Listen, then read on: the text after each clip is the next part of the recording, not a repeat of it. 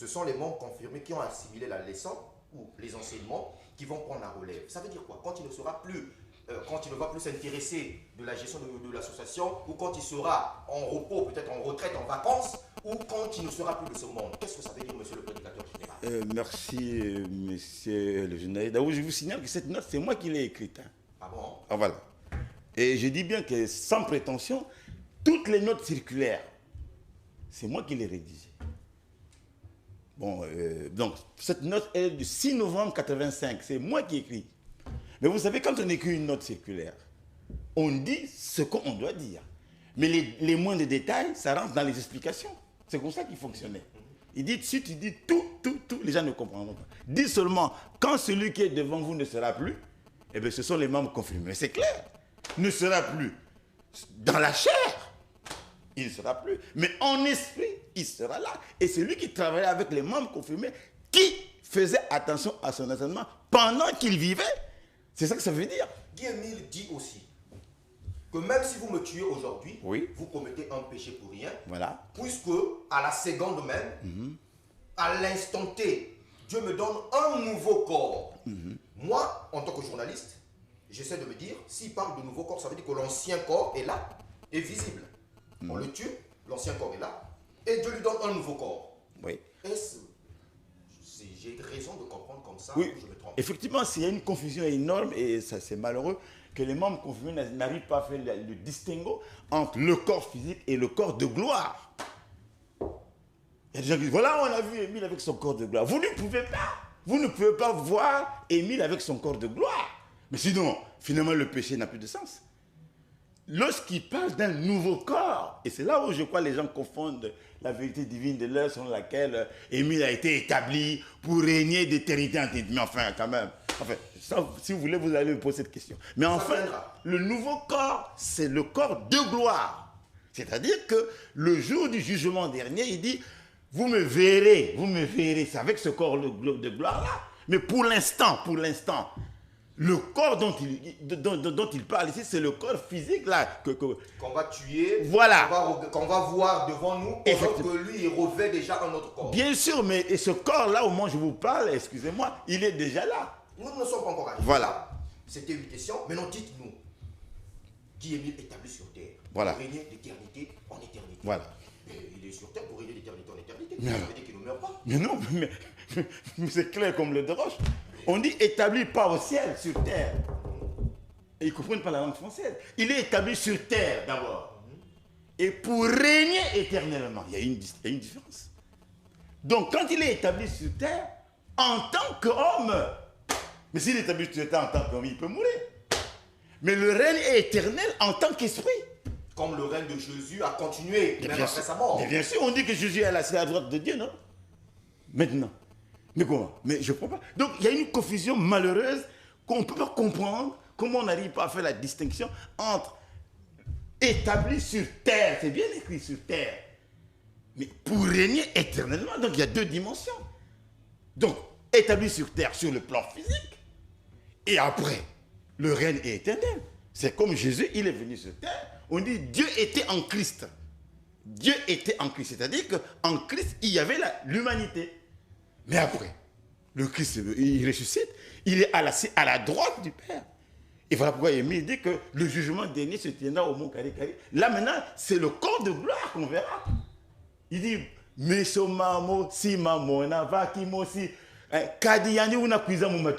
il viendra dans les nuées. Et Jésus le dit aussi, vous verrez le Fils de l'homme descendre avec les anges. Mais comment? Je ne sais pas comment on ne comprend pas ça. Et ça fait une polémique. Voilà, il a dit, l'esprit, il ne veut pas mourir. Mais non, on dit bien établi sur terre. Mais alors, pour régner éternellement dans les cieux, c'est différent ça. Monsieur Guy Florence Lefoy, capitaine de police de votre État, ne faites pas honte à la police congolaise. Vous devez rester dans la respectabilité des exigences de notre police que je connais, que je sais aussi pointue, aussi exigeante, aussi performante en tout et pour tout. Alors, on nous parle d'un 14, d'un semble-t-il 15 octobre 2008. Qu'est-ce qui s'est réellement passé pendant cette période? Rendez-nous votre témoignage et n'oubliez pas que vous êtes le fils biologique de votre père. Ça veut dire que si sur ce plateau vous venez pour vous faire valoir ce qui n'est pas juste devant votre père, vous êtes un fils indigne. Et puisque vous êtes aussi policier, vous avez commis la maladresse de l'être. Ça veut dire que si vous venez pour mentir au Pont de Négrins, ça aussi c'est une autre responsabilité. Exactement. On dira de vous que les policiers sont des menteurs à cause de vous. Alors dites-nous qu'est-ce qui s'est passé. Merci monsieur le journaliste. Je suis venu sur ce plateau pour expliquer exactement ce qui s'est réellement passé le 15 octobre 2008. Si je peux me le permettre, et s'il y a le temps, si je pouvais faire marche arrière, je dirais à l'opinion nationale et internationale que M. Guy-Émile Houphouët-Sétikwabo, qui est mon père biologique, est bel et bien mort. Comment? Nous sommes un 9 avril, nous sommes un 9 mars 2008. Il était donc question que je vienne à Makola, Pointe-Noire, passer le galant d'officier que je suis aujourd'hui, puisque vous m'appelez capitaine. Alors donc étant à Makola, la veuve aujourd'hui m'appelle par téléphone pour insister que je revienne à Brazzaville, prendre ce que je faisais comme travail dans l'association de Zolo Amour. Nous sommes en avril. Alors moi, de répondre à la veuve que je ne pouvais pas. Pourquoi? Parce que si j'arrête la formation, il me serait impossible de porter le galon d'officier. Alors donc j'ai demandé à cette maman d'attendre jusqu'à la fin de la formation. Ce qui fut fait, parce que la formation n'a duré que 6 mois. Je rentre un 13 septembre. Je dis bien 13 septembre 2008. J'ai fini la formation.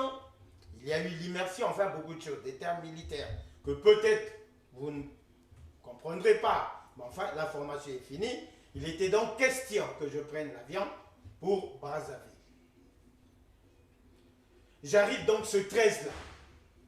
Et aussitôt, je repose la question à cette maman pour que je sache à quoi m'en tenir.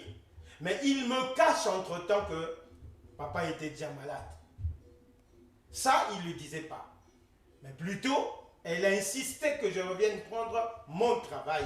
C'est-à-dire celui de prendre le courrier, de ramasser le courrier et d'envoyer par un travailleur que papa avait choisi pour le lui faire parvenir. Et alors donc, aucune autre précision n'arrive. Inquiet, j'envoie une cassette, parce que c'est ce que nous faisions à l'époque, pour en savoir plus. Je vous dis, monsieur le journaliste, personne, en tout cas personne, ne pouvait me dire ce qui se passait exactement ou bien réellement. Alors que je souligne aujourd'hui que le peuple congolais m'écoute, 9, je dis bien 9 personnes de nous partaient auprès, sinon au chevet de papa. Et si vous me permettez, je peux citer leurs noms ici. Non, ne citez pas les noms, mais dites-nous quand même, ils sont de quelle connotation? C'est-à-dire, ils avaient quelle relation avec votre père, ces gens-là qui partaient au chevet de votre père? Ceux qui partaient au chevet de mon père, c'était une grande sœur qui habite, grande sœur, l'aînée de la famille. Parce que je suis le premier fils, mais troisième gosse, parce que j'ai 2 grandes sœurs devant moi. Alors donc, il y avait cette grande sœur, il y avait une petite sœur, il y avait un frère, il y avait 2 travailleurs, pour ne pas dire 3, il y avait la veuve, il y avait un infirmier et un beau-frère. Ils sont bien 9. Au chevet de papa. Donc, papa le disait. Alors, donc, chemin faisant, nous sommes le 13 octobre. Je dis bien 13 octobre 2008. Donc, vous voyez bien, du 13 septembre au 13 octobre, on prend un mois. Rien ne filtre. Je dis bien, rien ne filtre. Il s'attendait à quoi? À un pouvoir? Il s'attendait à quoi? De l'argent? Il s'attendait à quoi? À une nomination? En tout cas, va-t-il que je... J'insiste donc ce 13 octobre. Et heureusement pour moi, papa s'est forcé à me faire une cassette que je détiens, que j'ai à la maison. Parce que bon, je ne savais pas qu'il fallait peut-être l'apporter aujourd'hui. Enfin, qu'à cela ne tienne, le retour me revient pour dire que effectivement, je souffre d'un mal. Il y a donc une lettre, parmi ces lettres que je vous ai amenées, et certainement le temps opportun, je vous ferai copie. Il dit, je souffre d'un mal, mais je ne vais pas mourir. Donc, comme une contradiction. Est-ce que c'était une façon de me bercer? Est-ce que c'est une façon de me consoler? Je ne sais pas. Il n'y a que lui. Et alors donc, nonobstant cette cassette, le 14 avril et le 14 octobre, donc le 13, il me répond. Le 14 octobre 2008, aux environs de 18h, 19h, c'est ma petite sœur, celle qui vient après moi. Parce que je ne sais pas ce qui se passe là-bas. Je ne sais pas ce qui se passe autour de lui. M'appelle par téléphone pour me dire que, grand frère, cette fois-ci, ils connaissent que je suis le premier fils. Cette fois-ci. Et cette fois-ci, ils connaissent que je suis le chef de famille. Enfin, pour ne pas dire cette fois-là. Alors donc, il est 18h, 19h pour me dire que ici, ça ne va pas. Papa, ça ne tient pas. Et là, ils connaissent que je suis le premier fils, je dis bien. Alors que depuis un mois, je suis là, j'ai traîné, personne ne m'a rien dit.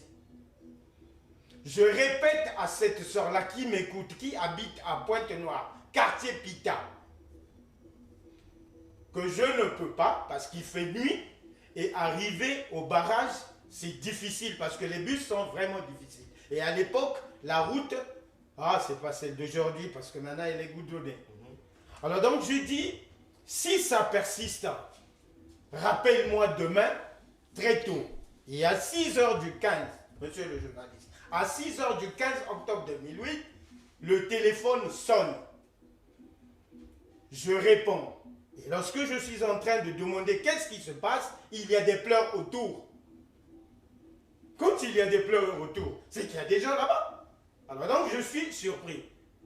Bon, à l'heure là, ou pour ne pas dire, depuis 18h du 14, pourquoi on ne m'avait pas appelé? Pourquoi on ne m'avait pas dit l'exactitude des faits? Et donc quand on vous appelle à 6h, vous faites quoi? À 6h du matin, je me précipite à aller prendre un bus vers... enfin, c'est pas de la politique, mais enfin, vers chez Collela. Vous prenez un bus et puis vous arrivez sur... Voilà, j'arrive sur les lieux avec des indications précises. La sentinelle vient donc m'accueillir pour m'amener là où ils étaient tous. Et curieusement, lorsque je rentre dans la chambre, je dis bien, ils sont 9. 5 femmes, 4 hommes. Tout à l'heure, je vous ai démontré qu'ils étaient bien 9. Et le corps de papa, je dis bien le corps de papa, plus qu'il n'est plus là, était dans un sens, et eux, sur un matelas, dans un autre sens. Enfin, c'était un studio. Alors donc, je rentre. Je me retourne du côté du corps. Je dis bien le corps de Guy-Émile Ufouas-Setikwabo, comme écrit ici. Il a bien dit, le jour que tu verras mon corps, c'est bien écrit ici, je vous ferai la photocopie.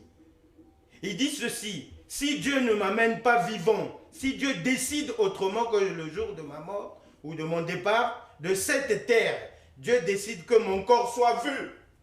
C'est écrit, monsieur le journaliste. Il décide que son corps soit vu. Oui, si Dieu décide que son corps soit vu, voilà comment tu vas te comporter. Alors donc j'arrive dans la salle, je n'ai pas l'œil médical, mais enfin, ce qui les trompe, c'est qu'il est en train d'écouter la radio Kimonguiste. Il y avait une émission, c'est ce qu'il écoutait toutefois. Il a donc donné le dos, s'il faut les appeler, au public, ou bien à l'assistance. Voilà, à l'assistance. Pendant que la perfusion est en train de passer, perfusion montée par un infirmier. Oui. Un infirmier qui est aussi frère de Luzolo, membre confirmé, que je t'ai le nom. Oui, nous ne sommes pas là pour... Alors donc, je n'ai pas l'œil médical, je dis bien, et je le répète. Je constate que monsieur n'est pas en train de bouger. Donc, ce qui revient à dire qu'il les avait trompés, la vigilance. Je demande donc à l'infirmier, sinon assistant, de venir et d'enlever la perfusion. qui malheureusement coulait. Alors que quand le corps s'arrête, quand il n'y a plus de vie, c'est difficile que la perfusion coule, sinon c'est une enflure. Là, ce n'est pas le cas. Je demande donc à l'infirmier d'enlever, d'arrêter, enlever la perfusion, c'est ce qui fut fait. Et je demande à l'infirmier de le retourner. Voilà, retourné, il a fait face au plafond. Et j'ai donc appelé par 3 fois. Papa, moi c'est Guy. Je viens d'arriver parce qu'on m'a appelé. Papa, en tout cas, monsieur le journaliste, il ne répondait pas. Alors j'ai donc vite compris qu'il n'était vraiment plus là. Et ce qui est curieux, c'est que il était déshydraté. Je dis bien déshydraté. La peau presque collée aux os. Donc c'est là où je me suis dit que papa était bel et bien malade il y a très longtemps. Parce que pour celui qui vient de tomber malade, il y a quand même un peu de la chair. Alors donc, je pose la question à celle qui m'appelle. Pourquoi tu ne m'as pas appelé pendant tout ce temps? Il n'y avait aucune réponse. Au cadet, à la veuve naturellement, en tout cas, personne ne m'a répondu. Alors, après, vous faites quoi? Parce que nous sommes conditionnés par le temps. Vous avez Et ensuite, puisque je savais ce qu'il fallait faire, si je voyais son corps, c'est bien écrit ici. J'ai donc donné les tâches à chacun de nous. Qui aux pompes funèbres, qui au cimetière, ainsi de suite. Les costumes, tout ça, les cercueils et tout. Et assez souvent, puisque c'est déjà arrivé, j'ai cru au coma. J'ai donc demandé à l'assistance que nous le retenons pendant 3 jours. Alors nous sommes restés avec lui jusqu'au 18 octobre. 18 octobre. Et à 3 h du matin du 18 octobre, parce qu'il ne se réveillait plus, j'ai donc demandé qu'on aille le déposer à la morgue municipale de Makelekele, hôpital de base de Brazzaville, à 3 h du matin. Pourquoi? Parce qu'il ne fallait pas attirer l'attention. Parce que informer que Guy-Émile Loufoua-Sétikwabo est mort, c'était grave. Non seulement pour l'entourage, mais aussi pour tout le Congo. Alors donc vous le déposez à l'hôpital, à la morgue, et puis comment ça se passe? Vous informez les responsables de l'Ouzolo ou vous... Non malheureusement, pourquoi? Parce que vous pourrez aussi lire un peu plus bas qu'il n'avait confiance en personne. Il n'avait confiance en personne. Je dis bien en personne.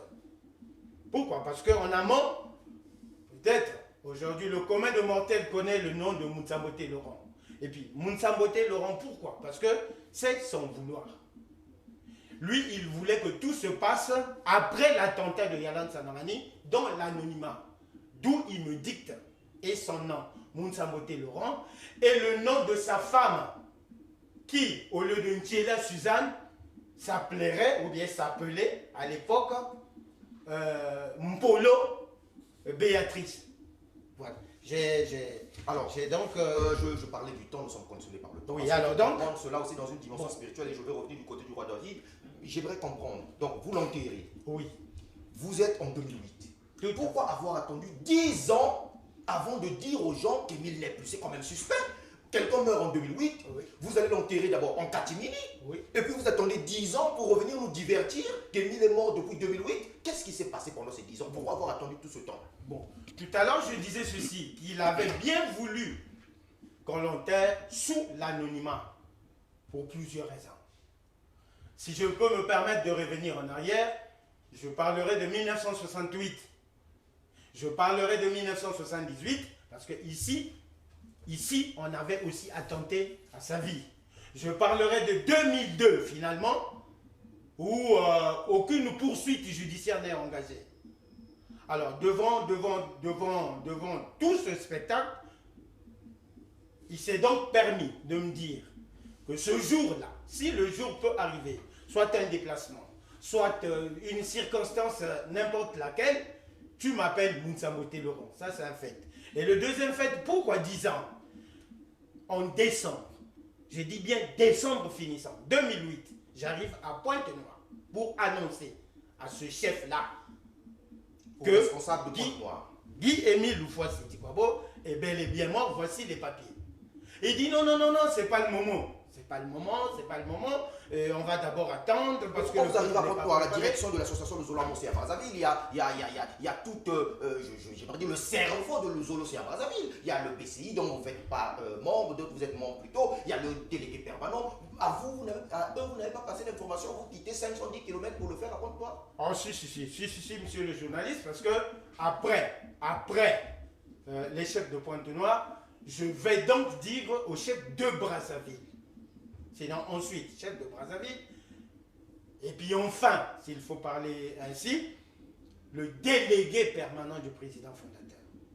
Et quelle a été leur réaction? Non, ils disaient tous que c'est pas le moment, il faut attendre, le peuple n'est pas préparé, comment je vais le faire, comment je vais l'annoncer. J'ai dit, oh, mais monsieur le délégué permanent, il y a bien des similitudes.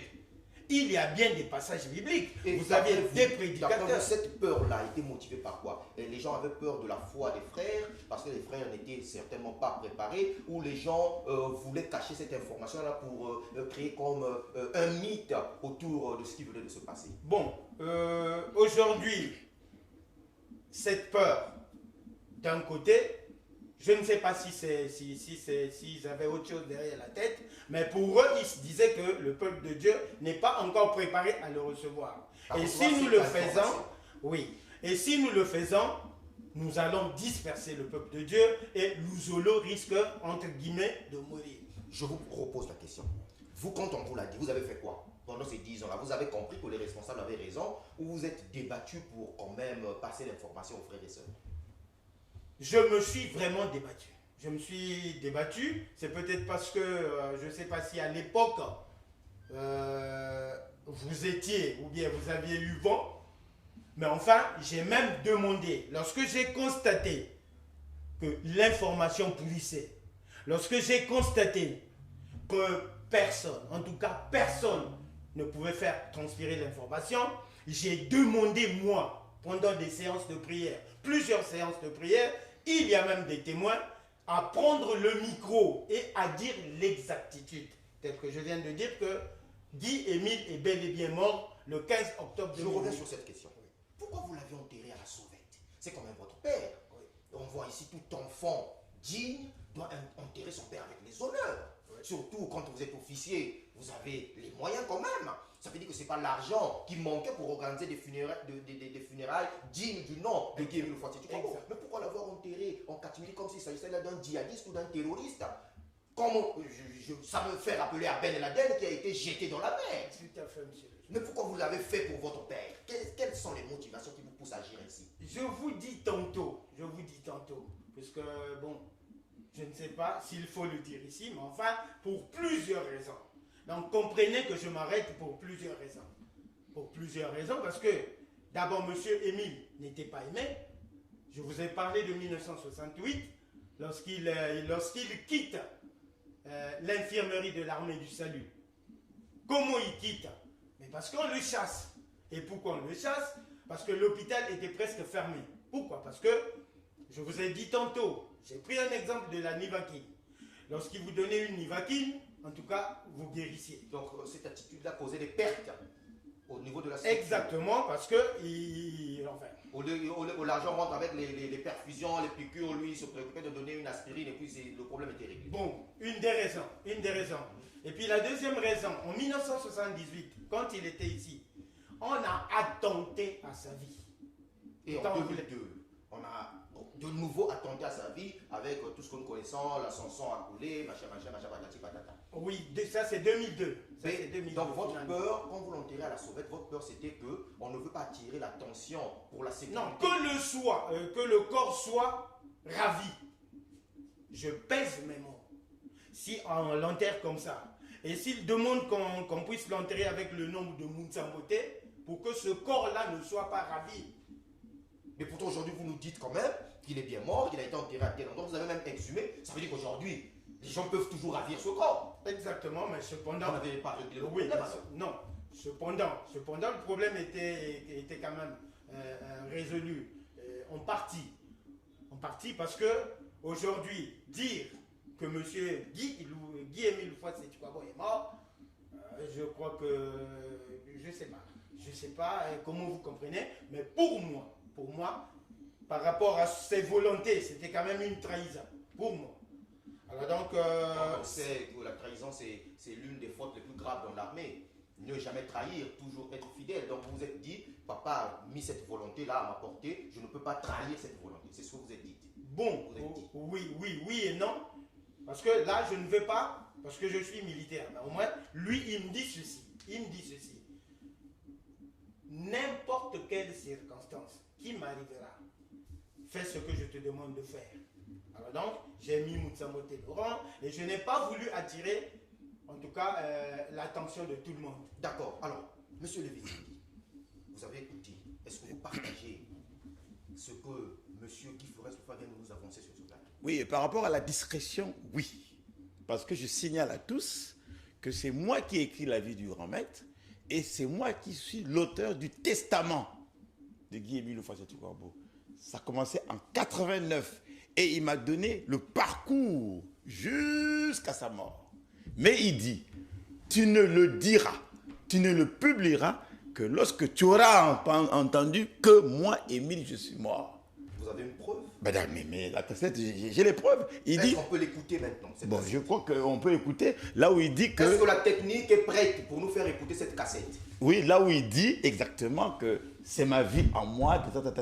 Quand les gens, liront ce testament, ils ne se poseront plus de questions pour savoir mais qu'est-ce qu'il a dit. Parce que tout est dedans, tout. Et c'est moi qui suis l'auteur de ce testament. C'est manifeste. Et il a même dit que ce testament ne sera jamais détruit. Donc, vous pouvez écouter là où il dit, Roi David, ça c'est ma vie ici sur terre. Et quand tout le monde aura lu ce testament, il ne se posera plus de questions. Il a parti, il a dit quoi. Voilà pourquoi je parle de l'après-Émile. Parce que c'est moi qui sais, après sa mort, ce qu'il faut faire. Je crois qu'on peut écouter ça. Si la technique est prête, vous nous balancez le message. Et peut-être je sais pas si je peux... Laissez-nous d'abord écouter cet extrait-là parce que c'est important pour corroborer vos propos. Alors la technique. Il y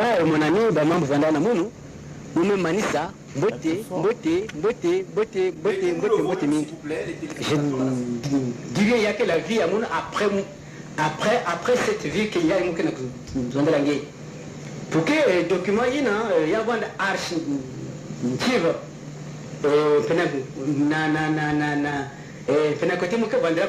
comme ça,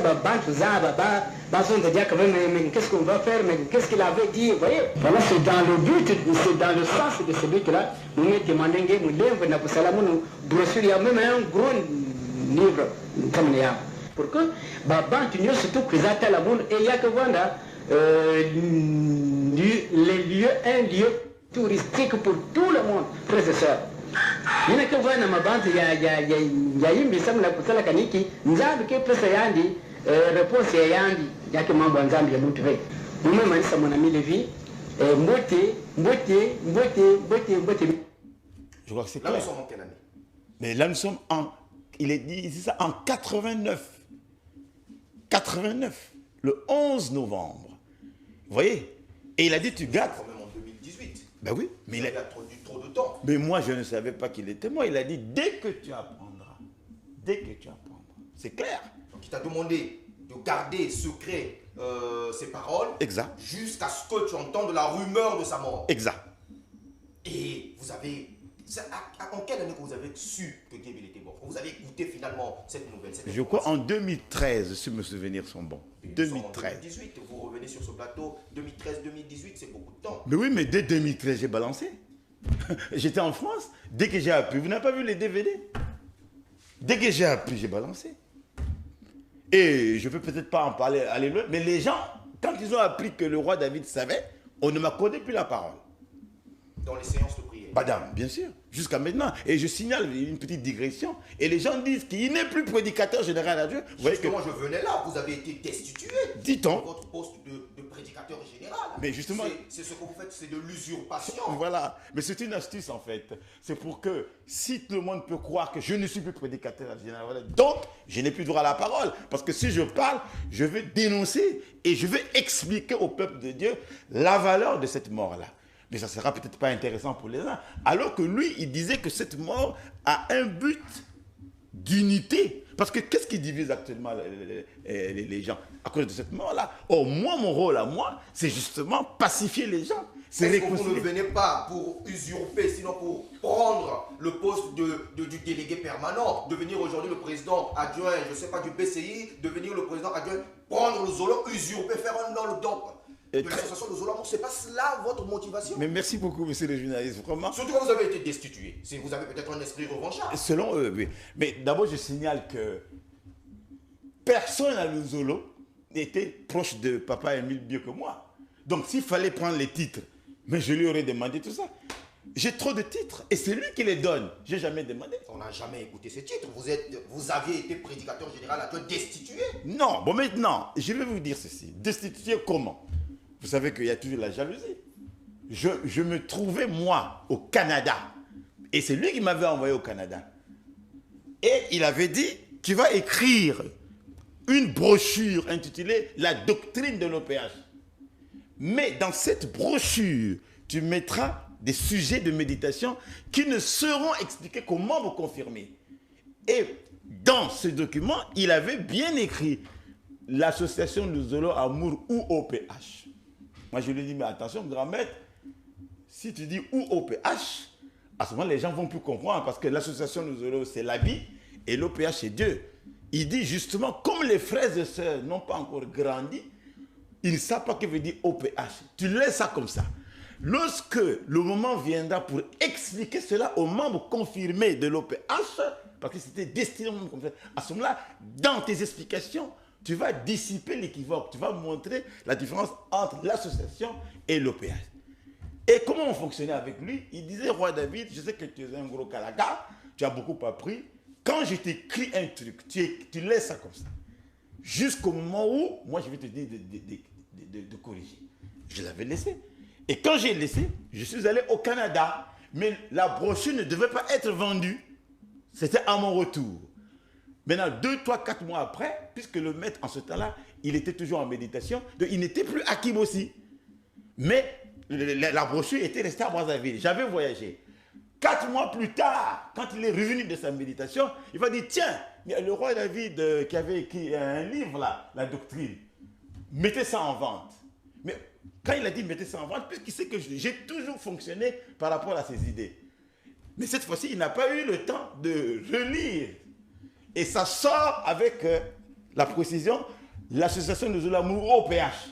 Alors mes détracteurs ont dit, mais voilà une belle raison. Il a confondu association de Zolo au PH alors qu'il est prédicateur général adjoint. Moi, je suis au Canada. On ne m'avertit pas. Et il se retrouve, ce n'est pas le maître qui a signé, hein, c'est P.O. Youlou Antoine. Bon, vous comprenez. C'est peut-être sur instruction. Bon, mais le maître n'était pas là, puisque lui, il venait de la méditation. Il dit, qu'est-ce qu'il a dit? Ah voilà, il a confondu l'association avec l'OPH. Ah bon? Comment il a fait ça? Mais c'est pas de... Alors, prenez une note. Il n'a pas regardé. Ils ont pris une note, ils se sont retrouvés, enfin je vais vite, et c'est cette fameuse note qu'on lit pour dire que je lui enlève tous les titres qu'il a, jusqu'à maintenant il n'est plus prédicateur général. 98, je reviens du Canada. Vous voyez, je reviens, je n'ai rien dit, parce que je le connais. Hein. Mais je vous dis déjà ceci, monsieur le journaliste, quand il enlève quelqu'un, prédicateur général, d'office, il nomme un autre. Enfin, oui, vous comprenez? Si aujourd'hui, dans l'association de Zolo, un président adjoint d'une structure se comporte mal, s'il a commis une faute gravissime, mais il ne va pas attendre 10 ans. Mais posez-leur la question, depuis 1998, jusqu'à maintenant où nous on parle, il n'y a pas un prédicateur général. J'ai fait une recherche, il y a un coordonnateur général adjoint de la parole et de la prédication, de la parole de Dieu et de la prédication. Oui, mais coordonnateur en quelle année? En quelle année? Excusez-moi. N'importe les années, c'est Bordeaux qui a été... Mais un coordonnateur de la parole de Dieu n'est pas un prédicateur général adjoint. Excusez-moi. N'importe qui peut être coordonnateur. Et puis je ne vois pas comment on peut être coordonnateur de la parole de Dieu. La parole de Dieu, c'est le souffle, c'est l'esprit. Moi, je crois que c'est un titre qui a été donné, mais ça n'a rien à voir avec la prédication. Mais de toute façon, même s'il y a un coordonnateur, mais pourquoi lui ne nommerait pas un prédicateur général? Parce que le prédicateur général, c'est lui-même. Donc, même s'il y a un coordonnateur, dans une association à caractère spirituel, il faut bien qu'il y ait un prédicateur général adjoint. C'est clair. Parlez-nous de la mort de Guy Mulfort Setshikwabo, il ne nous reste plus assez de temps. Alors, donnez-nous la quintessence de cette mort. est-ce que vous pouvez me permettre une minute que je dissipe l'équivoque? Donc, quand ils ont dit qu'il n'est plus prédicateur général adjoint, Papa Émile m'avait demandé de lui lire toutes les notes circulaires. Et c'est ce que j'ai fait, toutes les notes circulaires. Et quand il est tombé sur cette note-là, il a réagi, j'ai dit, c'est pas possible. Comment j'avais accordé ça? Et il m'a dit, pour dire, Roi David, ça m'avait touché cette note-là. Maintenant, sache que jusqu'à ma mort, tu seras prédicateur général adjoint. Il y a les preuves. Il y a les preuves, mettez-nous les preuves. Mettez-nous la cassette, on va écouter, s'il vous plaît, la technique. El Monstro, qui est aujourd'hui assisté par... Permettez-moi Parce qu'on dit pour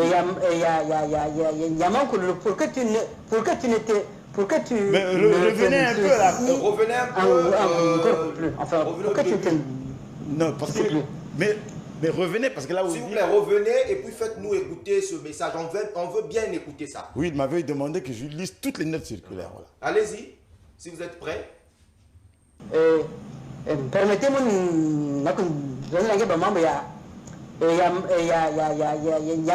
pour que tu ne te soucies encore plus. Enfin, pour que tu ne te... Je sais plus. N'entends nous demander que les notes circulaires, nous me servent la mouniao. Et nous me tanguons pour mouniao nyoso. Et dans une cassette, il n'y a que mambo bien. Mais nous tanguons nous-mêmes, notes circulaires, il y a exclusion yangé. Ça m'avait marqué. Ça m'avait marqué. Ça risque peut-être de dire que je ne reviendrai plus jamais sur cette décision. Plus jamais, je dis bien. À moins que si tu te démissionnes toi-même. Donc, quand on avait une inquiétude, peut-être que Narcisse Mounou après 2000, pour qu'il y ait des mambo. Non, Émile ne te fera rien. Cela ne viendra plus jamais. Tu peux peut-être pas que Narcisse, comme ça, moi, j'ai décision. Nangé, moi, j'avais décision. Moi, plus jamais décision, à moins que tu démissionnes toi-même. Mais je te demanderai d'être toujours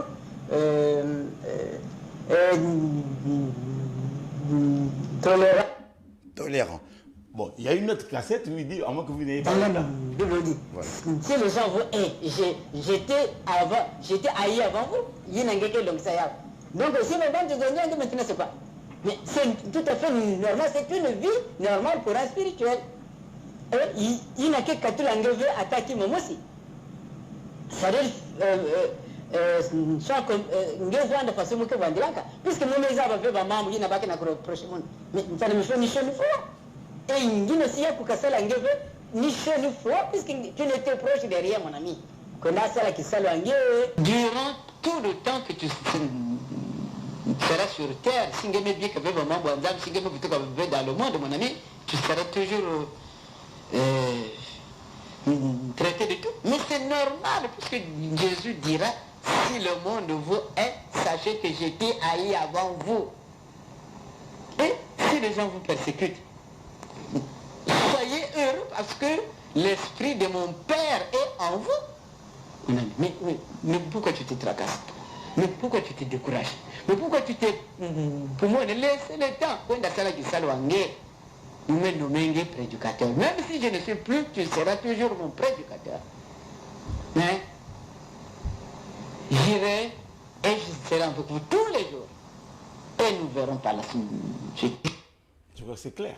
C'est clair et limpide, nous avons écouté. Moi, je pense que quand on respecte Dieu, on respecte sa parole. Et quand Dieu a parlé, c'est comme dans l'armée, quand le chef a donné un ordre. C'est un ordre, on ne le discute pas. Et moi, journaliste, impartial sur ce plateau, je suis conquis par ces paroles.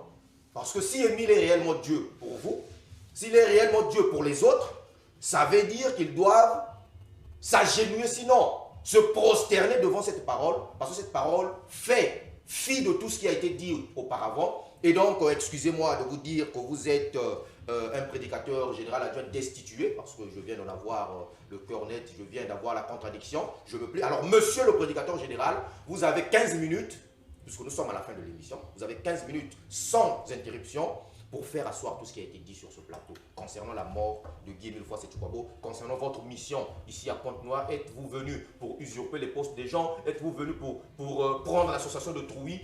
Vous avez 15 minutes, top chrono, c'est parti. Merci, monsieur le journaliste.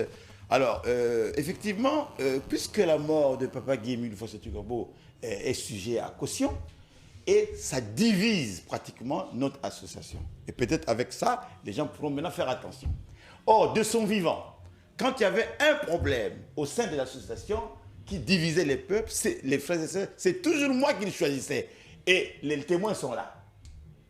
Je vais vous donner 5 cas parce que c'est important. Ça a commencé d'abord en 1994 à Mukondo. Et il y a eu une contradiction entre frères et sœurs. Et c'est à ce moment-là que l'OPH avait dit plus question de Luzolo dans une famille, tout est suspendu.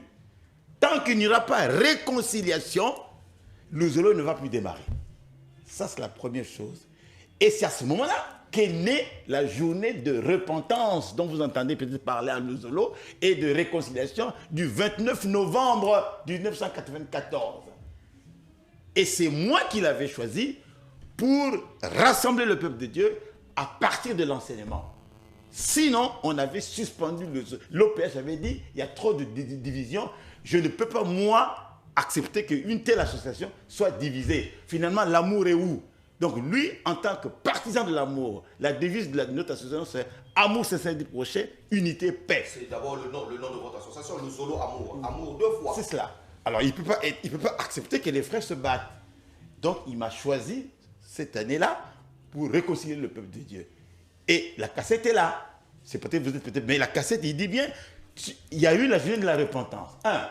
Deuxièmement, Pointe-Noire, maintenant, a eu encore un problème. Ils ont été suspendus pendant 5 ans. 5 ans. Et il m'a encore envoyé à Pointe-Noire. Et là, monsieur le journaliste, j'aimerais bien que vous écoutiez ça parce que c'est très important. C'est dans votre chrono, allez-y. Pendant 5 ans.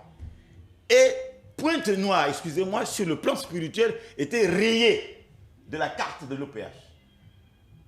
Et il dit, heureusement que toi, roi David, tu nous as écrit un livre, Soyons unis. Et de ce livre-là, eh bien, Dieu a béni le travail. Et maintenant, Pointe-Noire a retrouvé. On peut écouter? On peut écouter, oui. La technique, à vous. La technique. Pointe-Noire, 3 cas punition. Depuis Ndama, 3 cas punition.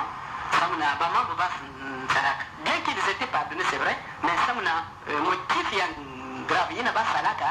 Na munu mutu nakina ba untangu ya mboti na munu mutu pesa ba. La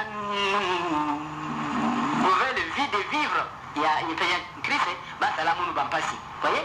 Donc bien que pardonner c'est vrai, mais les coupables ces jours-là ils seront interrogés là-bas et un régime conforme à la loi. C'est pas munu, mais nzami yani mosi parce que banyongaka mingi. Organisation nyonga mingi ntamna mambo. Bien que pardonner c'est vrai, mais awa bakeli na tout ba pardonner ki ba. Mais kuna iris bakel vanda ba nyoso yina ke salamuni yimbi awa na ntoto. Nyoso je dis bien. Atayandi nkatuka na Luzolo, atayandi kwenda kana wapi koti. Nyoso yina salamu nu bampasi. Yina ke kwenda kanisa munu ba mambo ya yimbi samna kusala munu bampasi. Avant yandi kwenda kana wapi koti, ils seront jugés.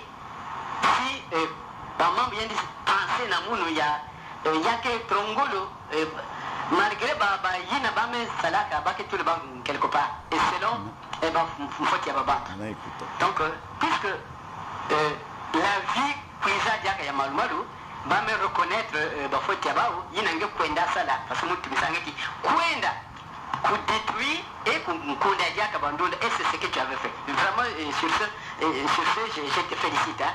C'est que tu as fait à Pointe-Noire un grand travail comme celui que tu as fait à Lubomo. Vraiment, ceci reste un grand souvenir dans Mounou. pendant que je suis encore en vie et pendant que je vais témoigner, je ferai un compte rendu. Voilà pourquoi j'étais toujours dit, mon ami Wadavid, Singebi Kave, Kolanda, OPH, tu as déjà une grande richesse là-bas. J'ai déjà une grande richesse. C'est clair. Donc, ça veut dire que je suis allé à Pointe-Noire. Pointe-Noire a été rayé, hein, ça j'insiste plus tellement.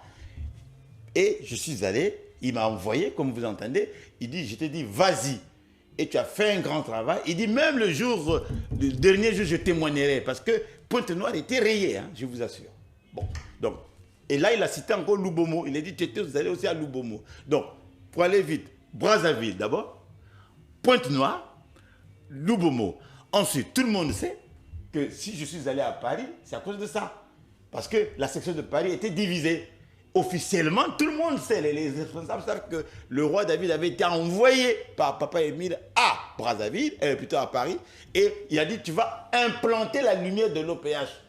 Les mauvaises langues ont déformé l'enseignement pour dire que le roi David est devenu la lumière. Non, il a dit, tu vas implanter la lumière à Paris, et si cette lumière s'éteint, tu porteras les responsabilités. Ça, c'est Paris, ça, c'est Paris. Après, il y a eu la montagne, là, Mongo Walou, la première montagne qui avait été maudite. Mais après, nous sommes allés à Monkarikari, après plusieurs années. Mais qui a dirigé l'ouverture de la grande cité? C'est encore moi.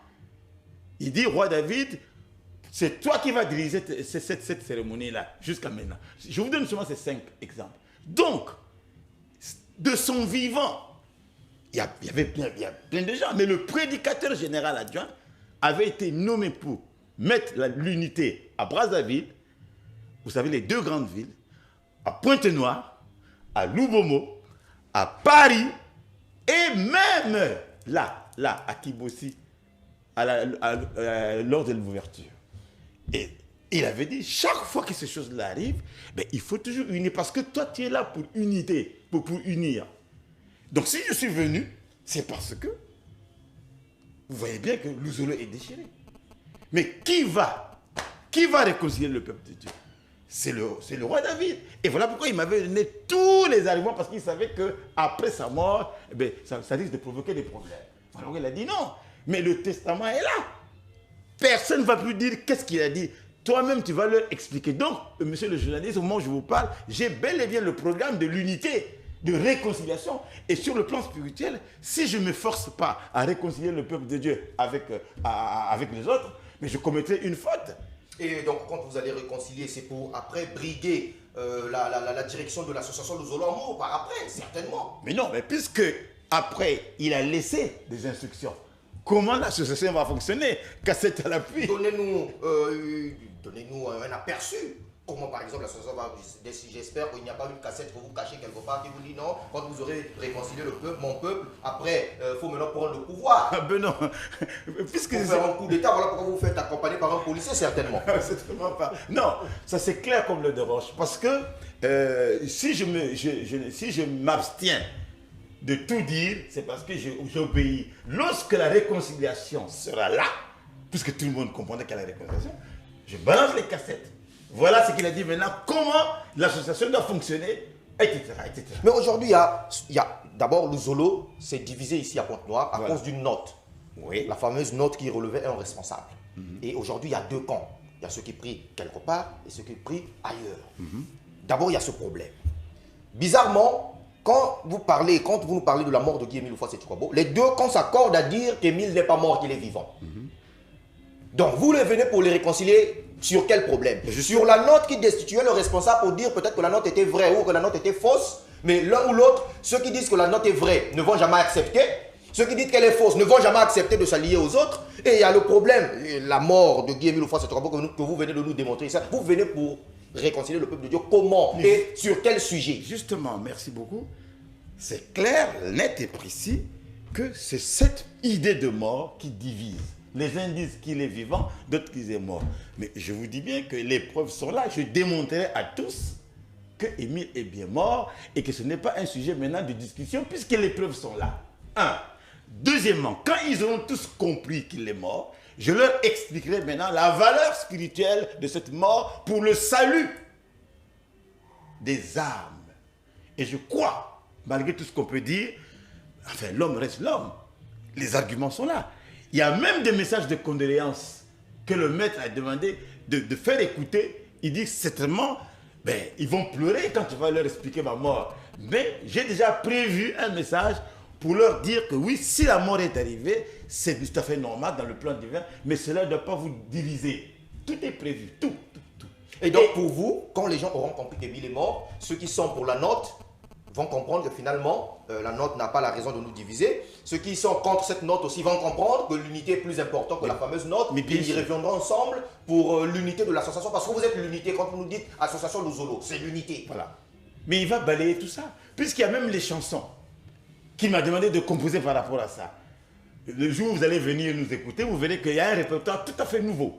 Et il ne veut rien entendre, sinon que ce répertoire-là jusqu'au funérailles. Ça, c'est, vous le dites parce que c'est vous qui avez composé, vous voulez faire le plébiscite de vos chanteurs, de vos Oui, chansons. oui, mais de son vivant. C'est la promotion de vos chansons que vous voulez faire, vous voulez nous faire croire ici là qu'il a dit qu'il ne veut plus écouter les autres chansons que vos chansons. Mais oui, mais de son vivant.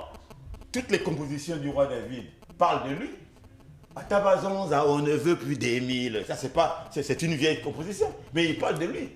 Tout le roi David, le fait d'être le fondateur du dommage ne vous suffit pas, vous voulez aussi imposer un dictat sur vos chansons. Non, mais justement, il a toujours demandé, d'ailleurs même quand il dirigeait les dommages, il dit, roi David, donnez-moi les chansons concernant ma vie et mon enseignement. Parce que pour lui, il veut que les frères et sœurs comprennent que c'est lui qui dirige et c'est lui qui est l'âme, le moteur. Alors, bien sûr, s'il vous plaît, il y a une question très importante. Oui. Guy Émile dit, semble-t-il, je reçois un message, j'en ai reçu beaucoup, mais je vais lire ce message, que s'il meurt, tout le monde mourra. J'aimerais comprendre, il est mort, semble-t-il, depuis 2008, on est toujours en vie. Je vous vois, vous êtes bien habillé, vous revenez de France, il revient de Brazzaville, vous continuez à vivre. Pourtant, l'essence même de la vie ne semble-t-il plus là. Mais c'est faux, monsieur le journaliste. Moi, je connais. Il n'a jamais dit que s'il meurt, tout le monde mourra. Mais enfin, c'est un dieu criminel. C'est pas faux, c'est faux. Il disait ceci. Il a même dit, il dit que laissez-moi partir quand c'est le moment qui est arrivé. Mais ne soyez pas responsable de ma mort. Et il a même dit ici que ce jour-là, ils vont s'expliquer. Mais il n'a pas dit que s'il meurt, le monde mourra. Non, j'ai bien la cassette. Donc ça c'est faux, c'est archi faux. Ils ont mal compris. Mais enfin, dites-moi, il est mort là, non? Depuis 2008. Le monde est mort là. Et on a vu Jésus mourir. Je ne sais pas pas. mort. Jésus est bien mort. Au contraire, sa mort est venue pour sauver l'humanité. On va s'arrêter là, on reste sur notre fin. Vous avez compris, chers téléspectateurs, on reste sur notre fin, moi alors, particulièrement. Vous oui, permettez... en 30 secondes. Oui, donc je demanderais vraiment, monsieur le journaliste, que le peuple comprenne que je ne suis venu que pour l'unité. Et c'est pour ça. Je n'ai pas de problème avec les gens. Et moi, j'ai la mission. Voilà pourquoi je suis venu.